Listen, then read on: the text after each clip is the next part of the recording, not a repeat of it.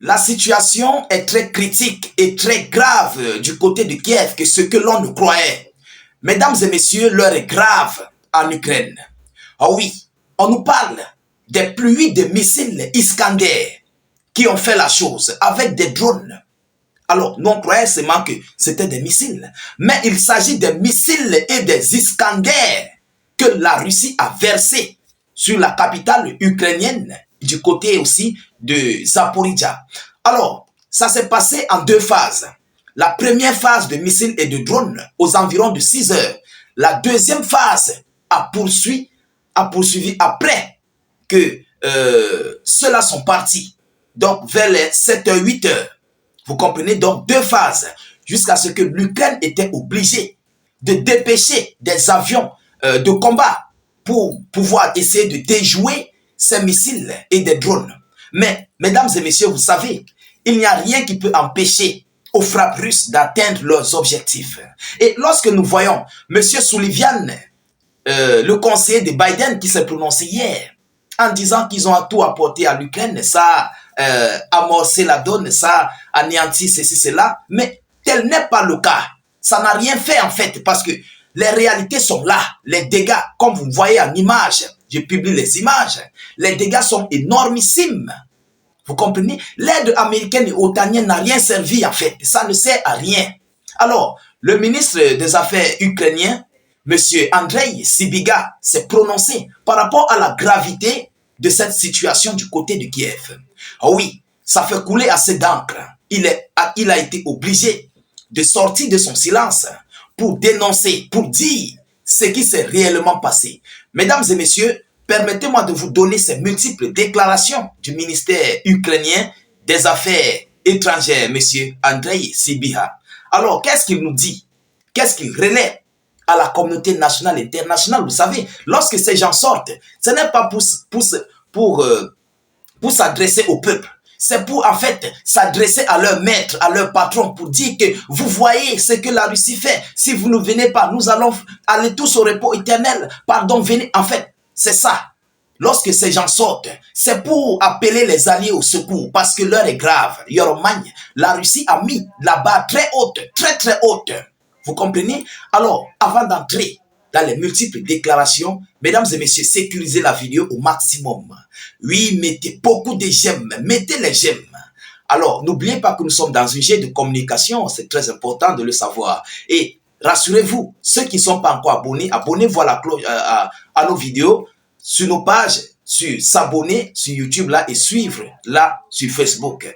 Activez évidemment la cloche de notification pour ne plus rater nos prochaines vidéos d'actualité. C'est très important. Et partagez aussi la vidéoconférence partout à travers le monde. Ça permettrait à tous nos frères qui cherchent nos vidéos de les retrouver. Parce que nous avons beaucoup de frères qui n'ont pas des informations vraies, qui suivent les médias otaniens propagandistes, qui ne cessent de faire du tapage médiatique, mais en cachant en fait les réalités. Ici, nous, on dit tout ce qui est vrai. On dit tout ce qui se passe et on n'a pas en fait de retenue. Vous comprenez? Voilà, mettez beaucoup de commentaires. Mesdames et messieurs, qu'est-ce que Sybiga nous dit encore? Attaque russe à Kiev. Encore une preuve. Il dit que encore une preuve que Poutine veut la guerre, pas la paix, selon le chef de la diplomatie ukrainienne. Mais il dit que Poutine veut la guerre, pas la paix. Alors, entre l'Ukraine et la Russie, qui veut la paix et qui veut la guerre? Mesdames et messieurs, les réalités sont là. La vérité est là, vous comprenez? Encore une preuve que Poutine veut la guerre, pas la paix, a déclaré le ministre des Affaires étrangères ukrainien, Andrei Sybiha, dans un message posté sur les réseaux sociaux, alors que 4 personnes ont été envoyées au repos éternel et 3 autres ont été grièvement blessés dans une attaque russe à Kiev. Le président russe doit être contraint d'accepter une paix juste par la force et par une pression économique et militaire maximale. Mesdames et messieurs, je crois que M. Sybiha n'a pas encore compris. Il dit que le président russe doit être contraint à accepter une paix par la force. Donc c'est pour dire quoi? C'est pour dire à ses alliés, venez, il faut qu'on finisse avec Poutine par la force. Envoyez-nous les soldats, envoyez-nous les armes. C'est ce que cela veut dire. Ah oui. C'est ce que cela veut dire. Mais il n'a pas compris que même les Américains, là, même ces alliés-là, craignent la Fédération de Russie. Ils ont peur. La preuve est là. Ils ont peur de Vladimir Poutine. Ils ont peur, en fait, des Russes. Vous comprenez? La preuve est là. Les Européens ont peur parce qu'ils savent ce qui peut tomber sur leur sol. Ils savent ce qui peut s'abattre sur leur sol. Mais ce que nous voyons l'administration ukrainienne faire et dire montre à suffisance que eux, ils n'ont pas encore compris. Mais leurs maîtres ont compris.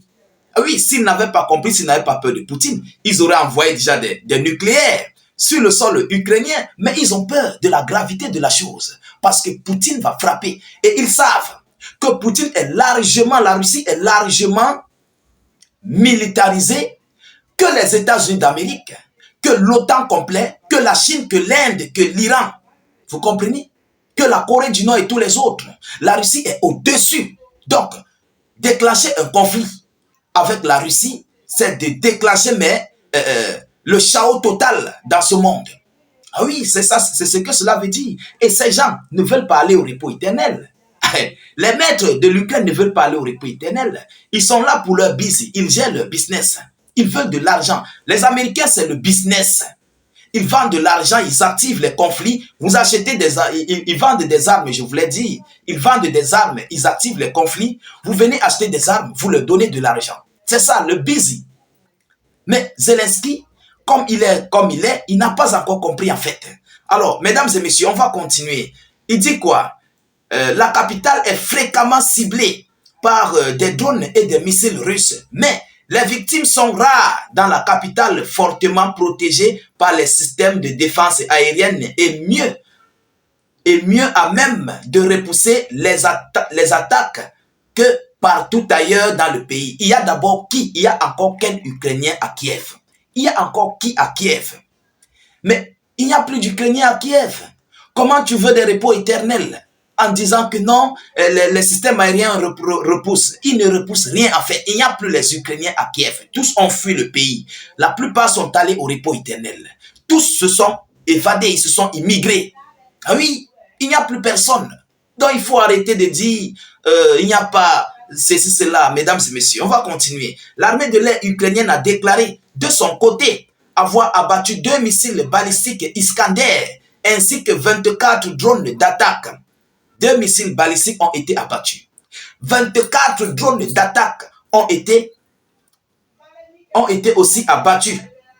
Vous comprenez, dans cette nuit. Alors, s'ils ont abattu 24 drones et 2 missiles, au total, parce qu'on n'a pas encore donné le chiffre des missiles et drones qui ont été versés. Donc, s'ils ont abattu 24 drones, mesdames et messieurs, je prends ces informations ukrainiennes avec personne parce que nous savons qu'ils mentent. Vous comprenez? Mais cela veut dire que la Russie a envoyé plus d'une centaine de drones. Ils n'ont pas dit le chiffre qui a été envoyé. Mais la Russie a envoyé plus d'une centaine. Et les autres drones ont atteint leur cible. C'est ça la réalité.